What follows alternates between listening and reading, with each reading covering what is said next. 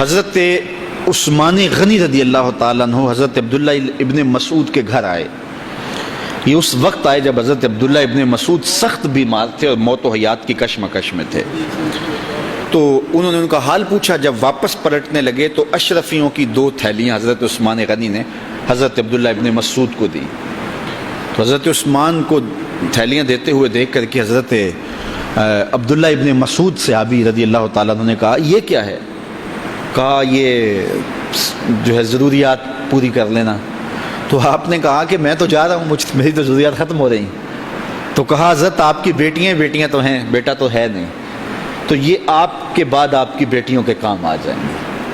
تو حضرت عبداللہ ابن مسعود کا یقین دیکھیے, فرمانے لگے کہ یہ کسی اور کو دے دو, میری بیٹیوں کو ضرورت نہیں رہے گی, اس لیے کہ میری بیٹیاں اتنی دیر تک سوتی نہیں ہیں جتنی دیر تک سورہ واقعہ نہیں پڑھ لیتے.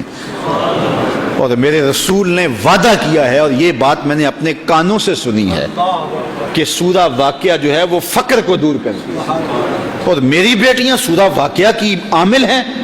تو کہا کہ یہ پریشانی مجھے تو نہیں ہونی چاہیے کہ میرے بعد میری بیٹیوں کو رزق کہاں سے ملے گا جب ان کے پاس سورہ واقعہ موجود ہے. کہا یہ اٹھا لو اور جا کے اس کو دو جس کے پاس سورہ واقعہ نہیں ہے.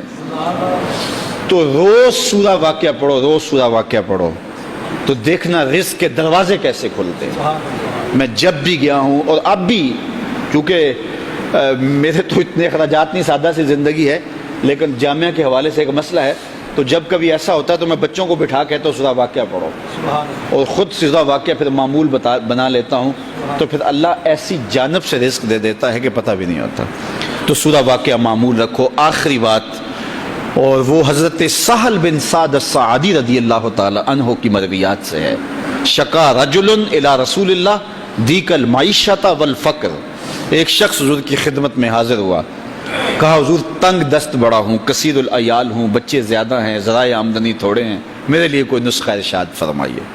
تو آقا کریم نے اس کو کیا نسخہ دیا؟ یہ سب سے آسان نسخہ, اذا دخلت الدار فسلم علیہ. جب گھر جائے تو گھر والوں کو السلام علیکم کہا کرو. جو ہی گھر میں داخل ہو السلام علیکم, اور اس کے بعد ایک مرتبہ سورہ اخلاص پڑھ دیا کرو, قل هو اللہ احد. یہ عمل شروع کر دو. تو کہا یہ بالکل آسان وظیفہ ہے, گھر جاؤ السلام علیکم, اور اس کے بعد ایک مرتبہ سورہ اخلاص.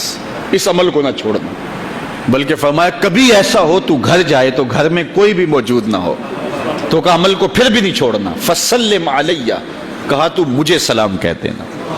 وہ اپنے نام لیواؤں کو تنہا چھوڑتے کب ہیں, جہاں ہم دم نہ ہو کوئی وہاں سرکار ہوتے. کہا کہ جب کوئی نہ ہو گھر میں تو کہا عمل نہیں چھوڑنا, پھر مجھے سلام کہنا, اور پھر ایک مرتبہ سورہ اخلاص پڑھ دینا.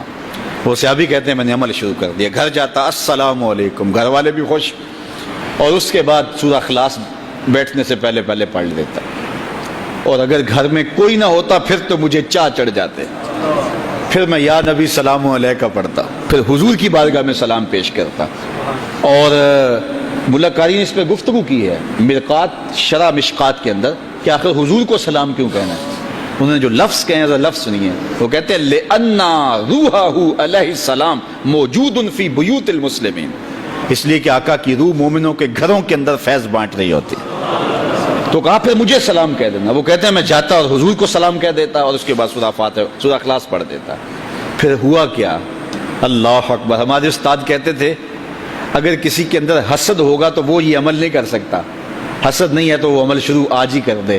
وہ کہتے ہیں حتی افاد اللہ جیرانہ, اس عمل کی برکت سے میں نے تو امیر ہونا ہی ہونا تھا, میرے ہمسائے بھی امیر ہو گئے.